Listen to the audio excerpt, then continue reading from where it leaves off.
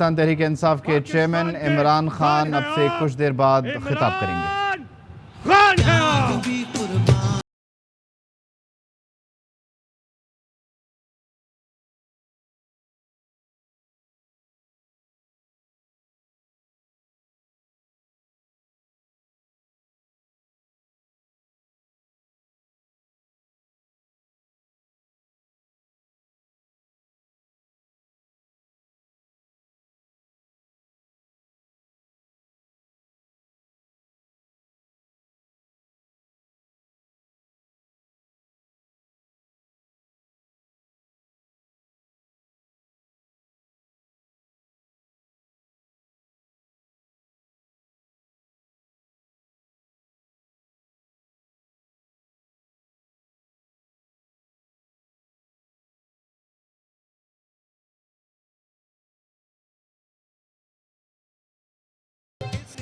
बिस्मिल्लाहिर्रहमानिर्रहीम।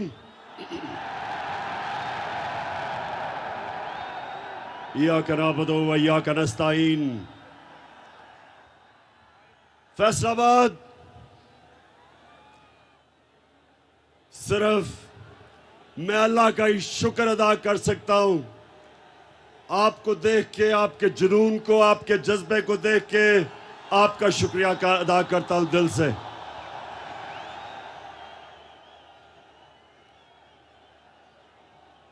फैसलाबाद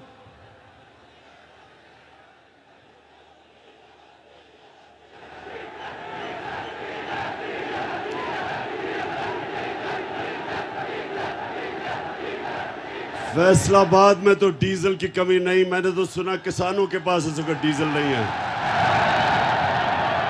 अच्छा,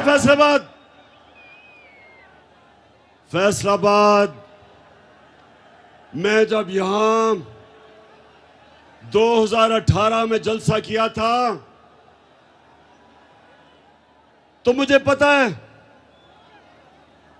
कि यहां जो टेक्सटाइल इंडस्ट्री बंद हो रही थी, पावर लूम्स बंद पड़ी थी। टेक्सटाइल इंडस्ट्री जो पाकिस्तान की सबसे ताकतवर इंडस्ट्री, फैक्ट्रियां बंद करके हाउसिंग सोसाइटीज बनाई जा रही थी। तो मैं आज अल्लाह का शुक्र अदा करता हूं कि हमारे 3.5 साल में फैसलाबाद की टेक्सटाइल इंडस्ट्री ने सारे रिकॉर्ड तोड़ दिए।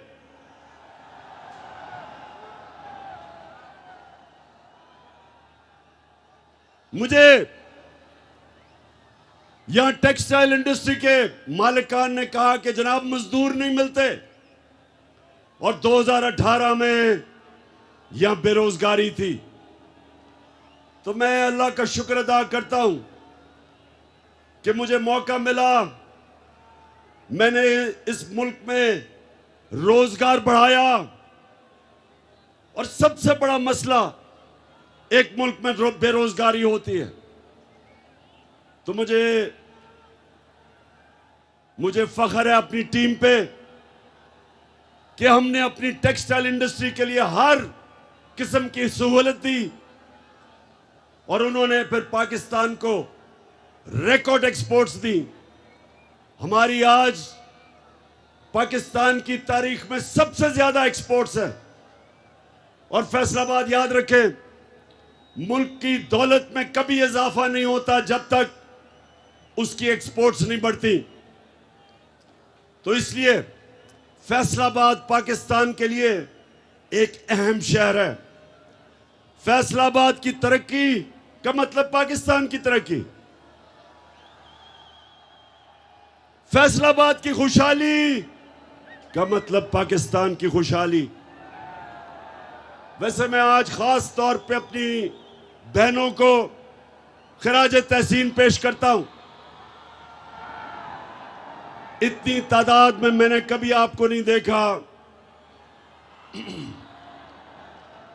और इससे मुझे आपको, नौजवानों, आपको भी खिराज तहसीन आपको भी पेश करता हूं। मैं एक नया, एक वो पाकिस्तान, मैं वो पाकिस्तान अपनी आंखों के सामने बनता देख रहा हूं, जो वो पाकिस्तान जा रहा है जो इलामा इकबाल की ख्वाब थी और जो कायदे आजम की जद्दोजहद से बना था, एक आजाद पाकिस्तान की आजादी के लिए। मैं देख रहा हूं कि मेरी कौम मेरे साथ निकल रही है और मुझे खुशी ये है कि सिर्फ इसके नौजवान ही नहीं निकल रहे बन रहे, बल्कि हमारे बुजुर्ग, हमारी ख्वातीन और हमारे बच्चे भी।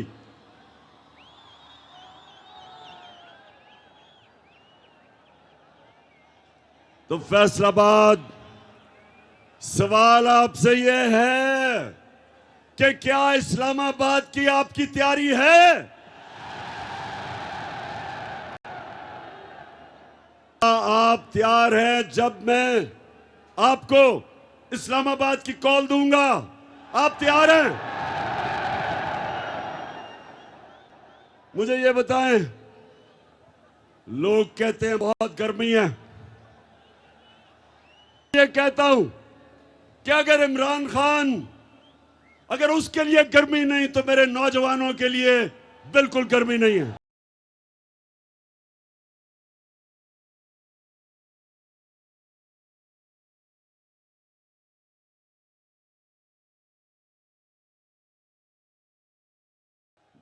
तो फैसलाबाद, मैं आज एक सवाल पूछ रहा हूं कि जब मुल्क की दौलत में इजाफा हो रहा था, एक्सपोर्ट्स बढ़ रही थी, तारीखी हम इस मुल्क में पैसा इकट्ठा कर रहे थे, टैक्स इकट्ठा कर रहे थे, किसानों को वो पैसा मिला है जो पाकिस्तान की तारीख में कभी किसानों को इतना पैसा नहीं मिला।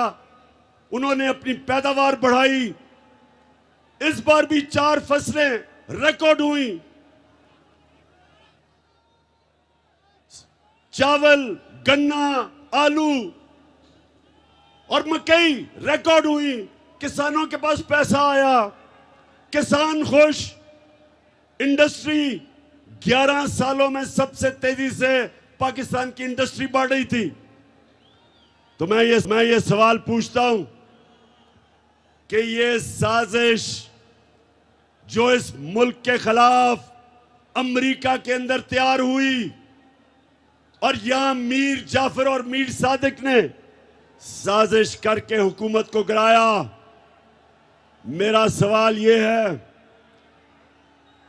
कि ये जो लोग साजिश अब ऊपर बैठे हैं, अब बताएं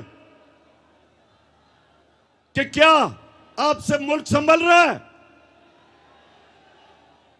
रुपया हर रोज गिर रहा है, स्टॉक मार्केट गिर रही है, महंगाई बढ़ रही है।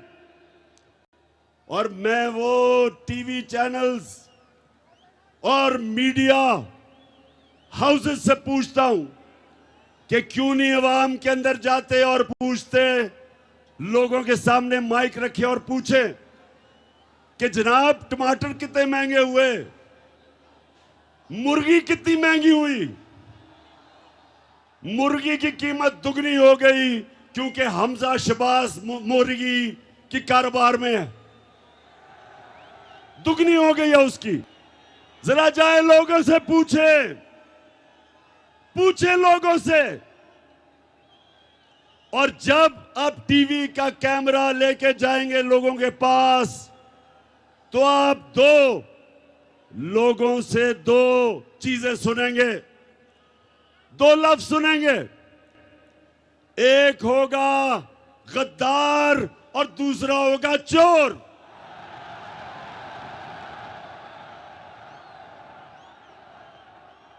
अब मदीना हमारे नबी सल्लल्लाहु अलैहि वसल्लम की जो मुक़द्दस, उसमें जब इनको आवाजें लगी तो राना सनाउल्लाह, ये सुन लो, गौर से सुन लो। मैंने समझा इसने सिर्फ कत्ल किए हैं, अब पता चला 22 कत्ल किए हैं इसने। इनकी हुकूमत में वजारत तब तक नहीं मिल सकती जब तक कोई बड़ा जुर्म ना किया हो। प्राइम मिनिस्टर और उसका चीफ मिनिस्टर जो बेटा है, 24 अरब रुपए तो सिर्फ इन्होंने, एफआईए ने इनकी चोरी पकड़ी है। नैब में जो चोरी वो अलग है, ऊपर से एक कोई मंशियात फरोश, वो भी जमानत में, वो भी कैबिनेट में। यानी और सबसे बड़ा जो डाकू आसिफ जरदारी, वो गॉडफादर बन के बैठा है। और बाहर मुल्क के झूठा कानून से भागा हुआ भगौड़ा मफरूर चोर, वो लंदन में बैठ के फैसले कर रहे पाकिस्तान के। तो मेरे पाकिस्तानियों, फैसलाबाद के बाशऊर शहरियों, ये इन लोगों से आपने मेरे साथ इस्लामाबाद में निकल के इस मुल्क को आजाद करना है। अल्लाहू अल्लाहू अल्लाहू अल्लाहू अल्लाहू अल्लाहू।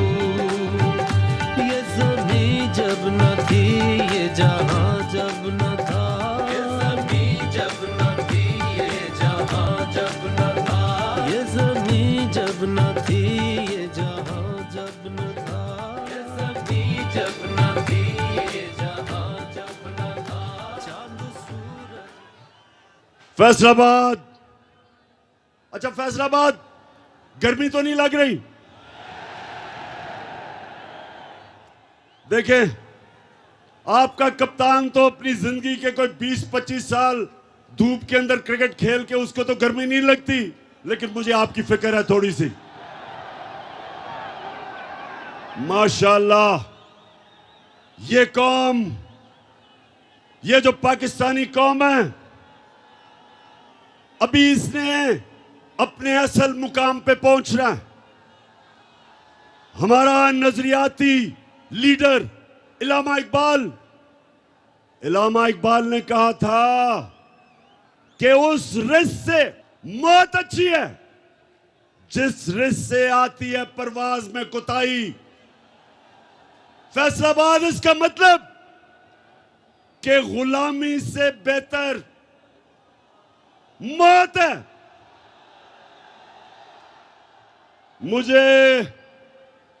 मुझे पता चला चंद दिन पहले कि बंद कब्रों में साजिश हो रही है कि देखें ये इमरान खान का हम क्या करें। हमने इसको 3.5 साल, हमने सारी मीडिया ने मिलके पूरी कोशिश की इसको खत्म करने की। सबसे मुश्किल पाकिस्तान की तारीख के माशी हालात दिए, उसमें से भी निकल गया। फिर 100 साल में एक दफा इतना बड़ा बुरहान आता है जो कोरोना का था। हिंदुस्तान में तबाही आ गई, 55 लाख लोग वहां मर गए कोरोना से, माइशत उनकी बैठ गई। उन्होंने सोचा कि इसमें से तो नहीं बचेगा। अल्लाह का करम है कि उससे भी हम निकल गए, बल्कि दुनिया तारीफ कर रही थी पाकिस्तान की कि वो मुल्क है जिसने सबसे बेहतरीन तरीके से कोरोना के अजाब से निकला, अपने लोगों को भी बचाया, अपनी माइशत को भी बचाया, अपनी इंडस्ट्री को भी बचाया, अपने मजदूरों को भी बचाया, अस्पतालों को भी। कहीं वो वक्त नहीं आया कि हमारे अस्पताल भर गए।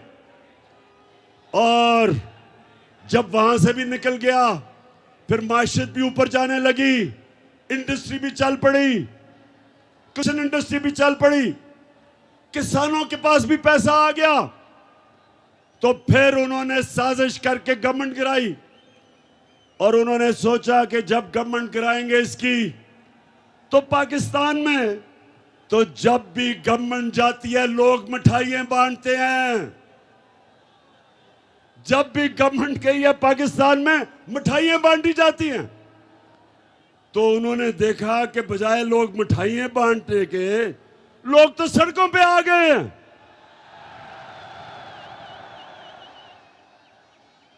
लोग इस तरह पाकिस्तान में कि मैंने तो इस मुल्क की तारीख में इस तरह अवाम को सड़कों पर नहीं निकलते देखा। तो जब ये देखा कि अच्छा ये तो लोग भी निकल रहे हैं, और खौफ आना शुरू हो गया इस्लामाबाद का कि इस्लामाबाद में अवाम का समुंदर आने लगा, तो फैसला किया कि इस तरह तो बात नहीं बनेगी, इसको दुनिया से ही फारिग किया जाए। तो मैंने इसलिए फैसलाबाद के लोगों और मेरे पाकिस्तानी कौम जो देख रही है, मैंने इसलिए एक वीडियो रिकॉर्ड किया। उस वीडियो के ऊपर मैंने एक एक का नाम लिया है जो इस साजिश में मुलव्विस था, जो पिछली गर्मियों से साजिश हो रही थी। एक एक का मैंने नाम लिया इस वीडियो में। और मैंने यह क्यों किया? क्योंकि मुझे पता है पाकिस्तान की तारीख, कभी भी इस मुल्क में ताकतवर मुजरिम को नहीं पकड़ा जाता। लियाकत अली खान के पीछे, कत्ल के पीछे कौन था? कभी नहीं कोई पकड़ा गया। जुल्फिकार अली भुट्टो का जो जुडिशियल मर्डर हुआ, किसी को सजा नहीं मिली। जियाउल हक का जहाज जो गिराया गया, किसी को नहीं पता चला। इसलिए मैंने फैसला किया कि सारी मेरी कौम को पता चलना चाहिए कि इस साजिश के पीछे कौन था। डॉक्टर अलवी, पाकिस्तान के प्रेसिडेंट ने पाकिस्तान के चीफ जस्टिस को खत लिखा। उसने वो मुरासला बताया जिधर अमरीकी डोनाल्ड लू ने पाकिस्तान के सफीर को वॉशिंगटन में बुला के धमकी दी कि अगर इमरान खान को तुम नहीं निकालोगे, अदम एतमाद को कामयाब नहीं करोगे इसके खिलाफ, तो पाकिस्तान को मुश्किलों का सामना करना पड़ेगा। धमकी दी उसने। सोचे 22 करोड़ का पाकिस्तान का मुंतखब प्राइम मिनिस्टर और एक हमारे एम्बेसडर को धमकी देता है कि अपने प्राइम मिनिस्टर को अगर तुम नहीं निकालोगे, जो साजिश थी अदम एतमाद की, तो पाकिस्तान को मुश्किलों का सामना करना पड़ेगा। और फिर कहता है कि अगर ये साजिश कामयाब हो गई, यानी एतमाद कामयाब हो गया, तो हम सब कुछ माफ कर देंगे। हम सब कुछ माफ कर देंगे। अमरीकी और डोनाल्ड लू, तुम हो कौन हमें माफ करने वाले?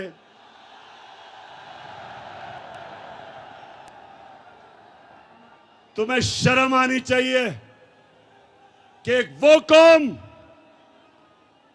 जो नबी सल्लल्लाहु अलैहि वसल्लम की उम्मत है, जिस कौम के बनने के वक्त नारा था कि पाकिस्तान का मतलब क्या, ला इलाहा इल्लल्लाह। हमारा अल्लाह से वादा है, जब हम दावा करते हैं, कलमा पढ़ते हैं, हम ऊपर वाले से वादा करते हैं कि अल्लाह तेरे सिवा हम किसी को खुदा नहीं मानते, कोई नहीं है खुदा सिवाय अल्लाह के।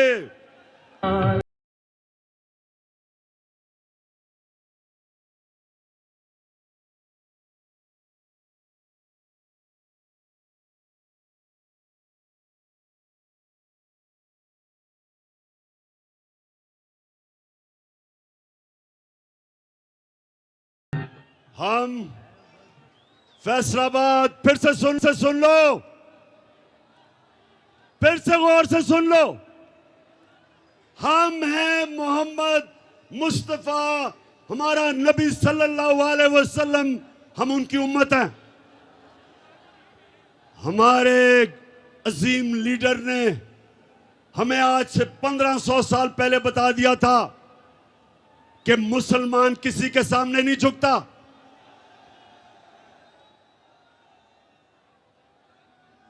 उसने हमें यह हिदायत थी कि ला इलाहा इल्लल्लाह इंसान को गैरत देता है। एक छोटे से इंसान को बड़ा इंसान बना देता है। ला इलाहा इल्लल्लाह इंसान की वो जंजीरें तोड़ता है जो इंसान को बड़ा इंसान बनने से रोकती हैं। खौफ की जंजीरें तोड़ती हैं।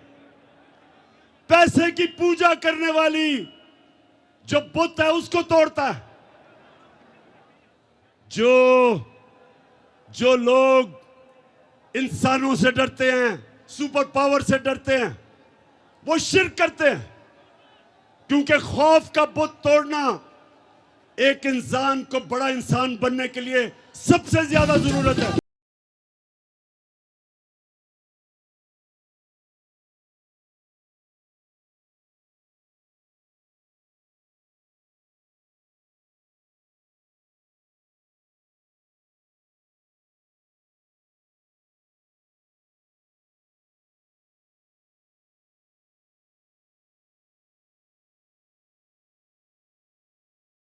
तो ना सिर्फ बाहर की साजिश और अंदर के मीर जाफर और मीर सादिक की वजह से चोरों की हुकूमत हमारे ऊपर मुसल्लत की गई। फैसलाबाद, क्या इन डाकुओं की हुकूमत को आप तस्लीम करते हो? इंपोर्टेड हुकूमत को हम किसी सूरत ना तस्लीम कर सकते हैं, ना करेंगे।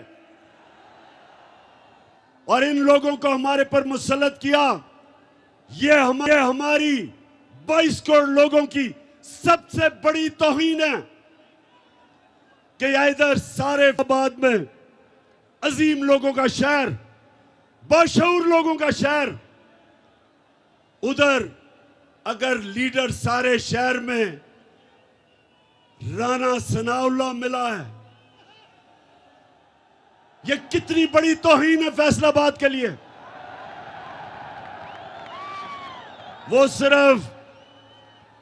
सिर्फ कातिल ही नहीं, वो शक्ल से भी कातिल लगता है। तो हमारी तौहीन देखें। बाप बेटा दोनों अंडर ट्रायल, केस चल रहा है एफआईए में केस चल रहा है। फैसलाबाद, जरा गौर से सुने जरा।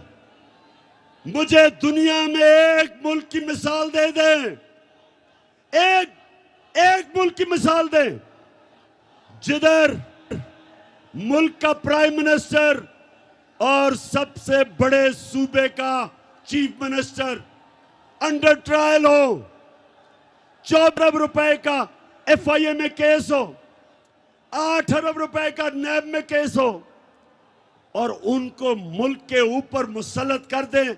एक दुनिया में मुझे मिसाल दे दें इसकी। ये 22 करोड़ पाकिस्तानियों की तौहीन है, ये हमारी तौहीन है। ये हमारी तौहीन ही नहीं, अगर ये हम तस्लीम कर लें, ये हमारी बर्बादी है। आते साथ ही उसने क्या किया? उसने एफआईए में सबको फारिग कर दिया जिन्होंने मेहनत से इसका केस बनाया था। और जो 2 तफ्तीश करने वाले ऑफिसर थे, सुने फवाद, मुझे खतरा था ये होगा। तो जो 2 तफ्तीश करने वाले एफआईए के ऑफिसर, एक डॉक्टर रिजवान, उसको हार्ट अटैक होता है और वो मर जाता है। फैसलाबाद, जरा गौर से मेरी बात सुने। और फिर जो दूसरा बाप बेटे का केस की तफ्तीश कर रहा होता है, डॉक्टर नुमान असगर, उसको भी हार्ट अटैक हो जाता है। मैं आज फिर बड़ी आजिज़ी से अपने सुप्रीम कोर्ट को कहता हूं कि सो मोटो एक्शन ले इसके ऊपर। हमारे ऊपर तो आपने सो मोटो एक्शन ले लिया था। हमारे तो इतवार को आपने पता नहीं इतना हमने जुर्म क्या किया था। हमने तो सिर्फ इलेक्शंस का कहा था। हम तो कह रहे थे बजाय साजिश के एक चोरों को ऊपर मुसल्लत करें, आप इलेक्शंस करवाएं और अवाम को फैसला करने दें कि किसने पाकिस्तान की क़यादत करनी है। लेकिन आपने सुओ मोटो एक्शन ले लिया था। तो मैं बड़ी आजिज़ी से कहता हूं, अपने सुप्रीम कोर्ट को आजिज़ी से कहता हूं कि FIA के ऊपर एक्शन ले, सुओ मोटो एक्शन ले, पता चलवाए कि डॉक्टर रिजवान को हार्ट अटैक कैसे हुआ और ये जो दूसरा नुमान असगर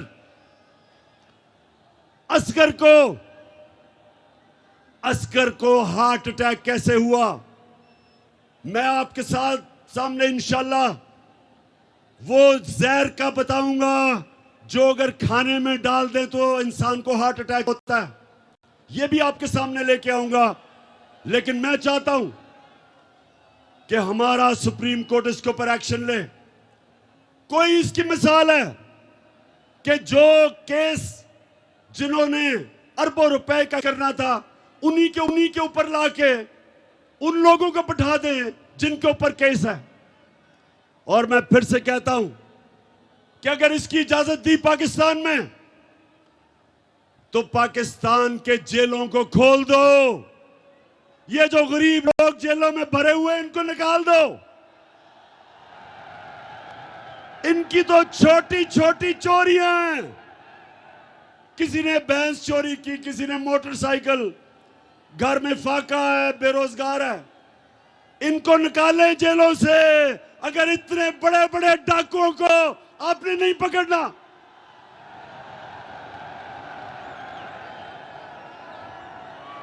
इसीलिए फैसलाबाद, इसलिए मैंने टेप रिकॉर्ड करवाया, अपना वीडियो रिकॉर्ड करवाया, क्योंकि मुझे पता है कि ताकतवर को पाकिस्तान की तारीख में 75 साल तारीख ये बताती है कि ताकतवर को हमारा इंसाफ का निजाम, ताकतवर मुजरिम को नहीं पकड़ सकता। इसलिए मैं अपनी अवाम के ऊपर छोड़ूंगा कि अगर मुझे कुछ हुआ तो पाकिस्तान की अवाम, आपने मुझे इंसाफ दिलवाना है। बताएं, आप मुझे इंसाफ दिलवाएंगे? आपने मेरे से आज 2 वादे करने। एक कि जब खुदा ना खास्ता अगर कुछ होता है मुझे, तो जो वीडियो पब्लिक में जाएगी, जिन जिन लोगों के मैंने नाम लिए, आपने उनसे एक एक को इंसाफ के कटहरे में खड़ा करना है। इससे क्या, इससे यह होगा कि पाकिस्तान की तारीख में पहली दफा ताकतवर कानून के नीचे आएगा। मेरे नबी सल्लल्लाहु अलैहि वसल्लम ने आज से 1500 साल पहले कहा था, फैसलाबाद, आज से 1500 साल पहले उन्होंने कहा था कि कौमें तबाह तब होती हैं जब छोटा चोर जेल में जाता है और बड़े डाकू को वो रियासत नहीं पकड़ सकती, उसको कानून के नीचे नहीं ला सकती। वो इंसाफ नहीं कर सकती। जो कौमें इंसाफ नहीं कर सकती तबाह हो जाती है। इसलिए मैंने आप सबको कहा है कि जब आप वो वीडियो कैसेट देखेंगे, आपने सबने मुझे और इस मुल्क को इंसाफ दिलवाना है। दिलवाओगे? और दूसरा, आपने वादा करना मेरे से, आपने मेरे से यह वादा करना है कि आप हो मेरे नबी सल्लल्लाहु अलैहि वसल्लम की उम्मत, दुनिया के सबसे अजीम लीडर। आपने कभी भी किसी किस्म की गुलामी कबूल नहीं करनी।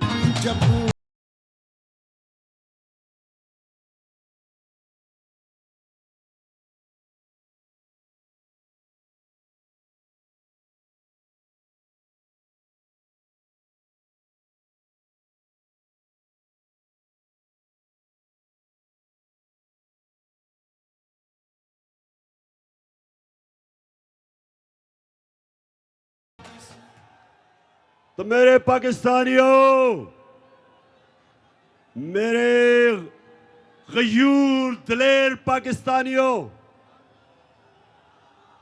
कभी एक और वादा करना, आपने कभी किसी उस पार्टी को वोट नहीं देनी जिनके लीडरों का पैसा मुल्क से बाहर पड़ा हो। जब भी किसी पार्टी के लीडर का पैसा, जायदाद, उसके महलात, उसके ऑफशोर अकाउंट्स मुल्क से बाहर होंगे, वो कभी आपके मफादात की हिफाजत नहीं कर सकेगा। वो अपने पे की गुलामी करेगा और पैसा अगर जिन मुल्कों में पड़ा है उन मुल्कों की गुलामी करेगा। बिलावल को ये जो नया फॉरेन मिनिस्टर बना है, ये जब अमेरिकनों को मिलने जाएगा, पाकिस्तानियों सुनो, तो वो जब मिलेंगे, जब भी मैं किसी भी प्राइम मिनिस्टर होके किसी मुल्क के सरबराह या वजीर से मिलता हूं, तो पहले मुझे सारा उसके ऊपर उसका बायोडेटा मिलता है, उसकी सारी हिस्ट्री मिलती है कि उसने क्या किया, क्या काम करता है, माजी में क्या किया, सारा कुछ पहले मेरे पास आता है। तो जब बिलावल मिलने जाएगा ब्लिंकन को, तो उसके पास पता होगा कि किधर किधर जरदारी के और बिलावल के बाहर बैंक अकाउंट्स पड़े हैं, किधर किधर पैसा पड़ा है, किधर किधर इनकादे हैं। तो ये आपकी मफादात की हिफाजत नहीं करेंगे, क्योंकि उनको खौफ होगा कि अगर हमने नाराज कर दिया अपने आकाओं को तो हमारा पैसा चला जाएगा। ना ही नवाज शरीफ मुंह खोल सकता है, उसके पैसे बैंकों में, लंदन में, प्रॉपर्टीज में पड़े हुए हैं, वो कभी उनको नाराज नहीं करेगा। और शहबाज शरीफ का तो आपको पता है कि बड़ा भाई फौज को बुरा भला कहता है और छोटा भाई जो भी बूट देखता पॉलिश करने शुरू कर।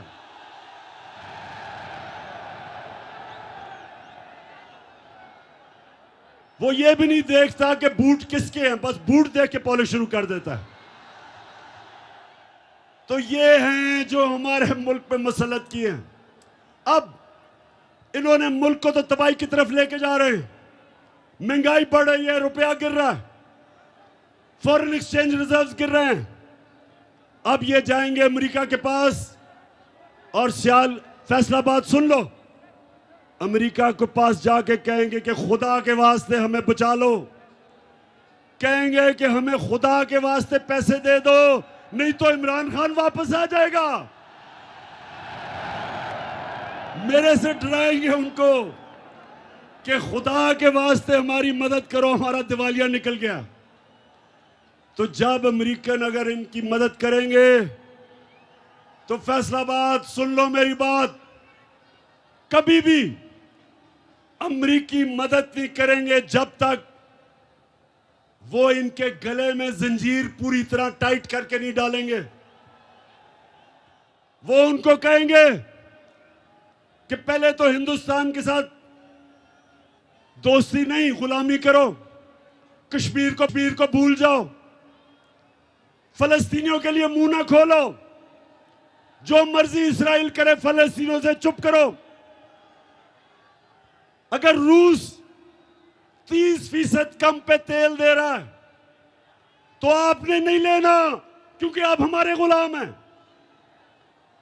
अगर आपने 30 लाख टन आपको जरूरत है, आप रूस से नहीं ले सकते।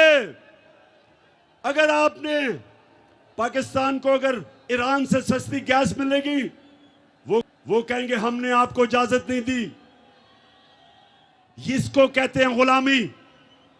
हिंदुस्तान हमारे साथ ही आजाद हुआ था, आज रूस से तेल भी सस्ता खरीद रहा है, आज रूस से हथियार भी खरीद रहा है, अमेरिका का स्ट्रेटेजिक अलायंस में भी है।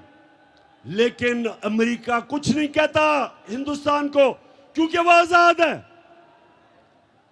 हिंदुस्तान ईरान से गैस भी खरीद रहा है, तेल भी लेता है, लेकिन हिंदुस्तान को वो कुछ नहीं कहते। हमें उन्होंने जो गुलाम बनाया हुआ है, फतह किए बगैर होते। तो इसलिए मेरे पाकिस्तानियों, ये आपने मेरे साथ इस्लामाबाद इसलिए निकलना है कि हमने अमेरिका के गुलामों को कभी कबूल नहीं करना।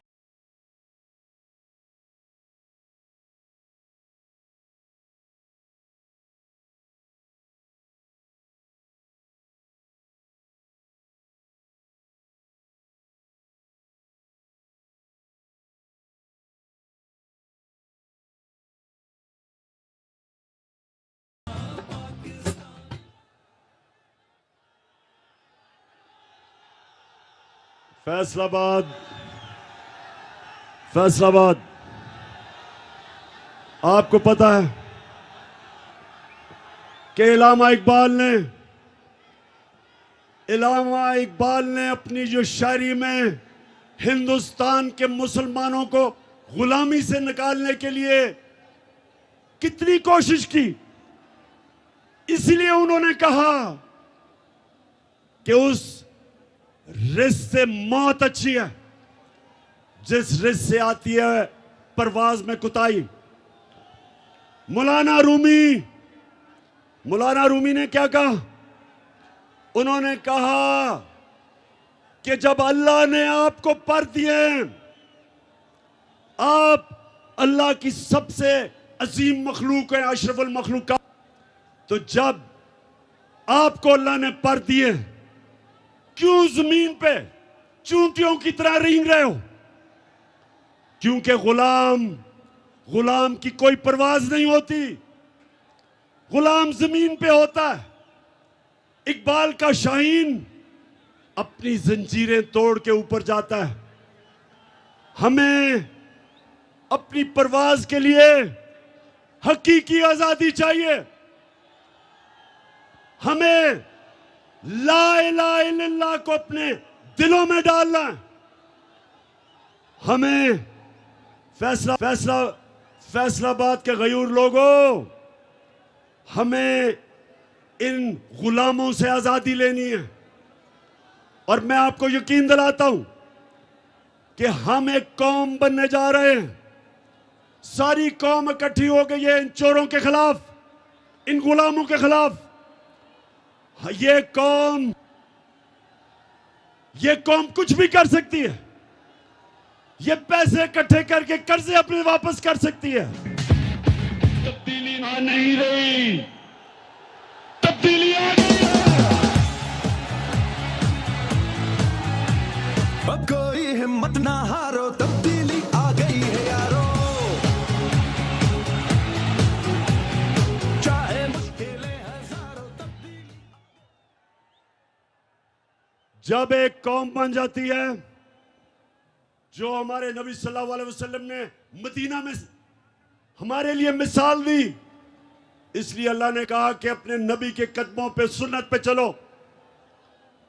और मेरे पाकिस्तानियों, मैंने अपने 3.5 साल में जो मुझे सबसे ज्यादा फख्र है कि मैंने जो मेरे नबी सल्लल्लाहु अलैहि वसल्लम की शान में गुस्ताखी करते थे, मैंने यूनाइटेड नेशंस में उठाया, ओआईसी में उठाया, और मैं और हमारी जमात और मेरी गवर्नमेंट मुसलमानों की तारीख में, यूनाइटेड नेशंस की तारीख में वो पहली गवर्नमेंट है जिसने 15 मार्च को एंटी इस्लामोफोबिया का दिन बनाया यूनाइटेड नेशंस ने। मतलब क्या कि अब यूनाइटेड नेशंस ने यह फैसला किया है कि आजादी राय के आड़ लेके आप हमारे नबी सल्लल्लाहु अलैहि वसल्लम की शान में गुस्ताखी नहीं कर सकते। मुझे फख्र है कि मेरी हुकूमत थी,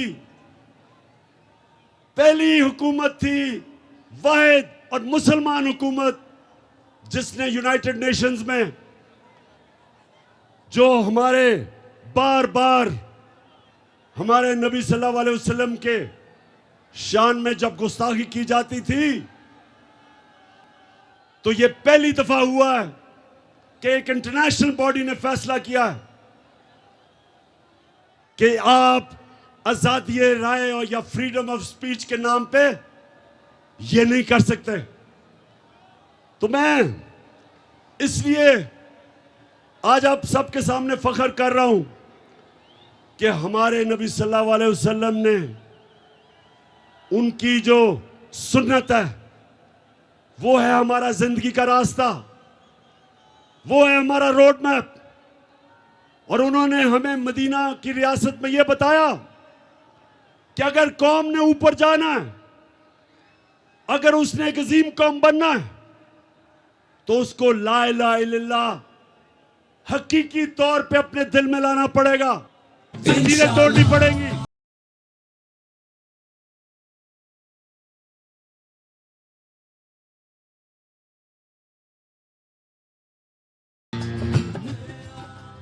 तो आखिर में फैसलाबाद सारों को मैं दावत दे रहा हूं, सब ने इस्लामाबाद आना है। 20 को मैं इंशाअल्लाह आपको तारीख बताऊंगा, वो इसी महीने मई के अंदर तारीख है। दिन कौन सा मैं आपको बताऊंगा, तैयारी अभी से शुरू कर दें। और हम एक चीज मांगेंगे, हमें इलेक्शन की डेट चाहिए, नहीं तो हम ये कौम तब तक सांस नहीं लेगी जब तक इलेक्शन नहीं होंगे।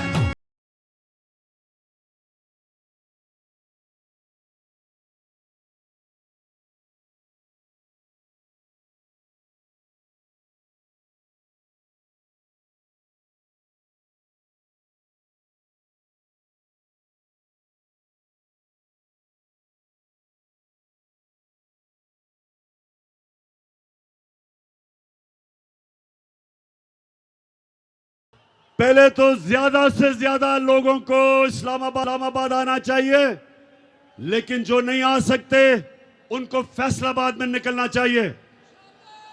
फैसलाबाद में आपने निकलना है बताने के लिए कि पाकिस्तान एक जिंदा कौम है। और मैं आज यहां अपनी सारी अकलियतों को, अपनी मुस्लिम बरादरी को, अपने सिख बरादरी को, अपने जितने भी हमारे हिंदू हम हैं, उस रब की, हम उस रब को मानते हैं जो है रब्बुल आलमीन, सब इंसानों का रब। और हमारा नबी सल्लल्लाहु अलैहि वसल्लम रहमतुल आलमीन है, सब इंसानों के लिए रहमत लेके आए। पाकिस्तान सबका है और मैं सबको दावत दे रहा हूं निकलने के लिए। फैमिलीज को, खास तौर पे ख्वातीन, आपने मेरे साथ निकलना है। इंशाल्लाह इस्लामाबाद। मैं आज अपनी सारी फैसलाबाद टीम को इस शानदार जलसे की मुबारक देता हूं। मैं सारे अपने एमएनएस, अपने एमपीज, और मैं ये भी कहूंगा कि फैसलाबाद, वैसे लोटे भी सबसे ज्यादा फैसलाबाद से निकले हैं।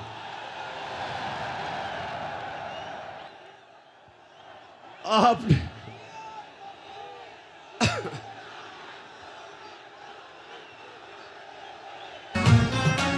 धरती से फसली बटेरों को भगाएंगे। अच्छा फैसलाबाद, आखिरी आपने मेरे से आखिरी वादा करना है कि किसी भी, अगर कोई भी लोटा फैसलाबाद से जीत गया, मैं फैसलाबाद नहीं आऊंगा उसके बाद। पाकिस्तान जिंदाबाद।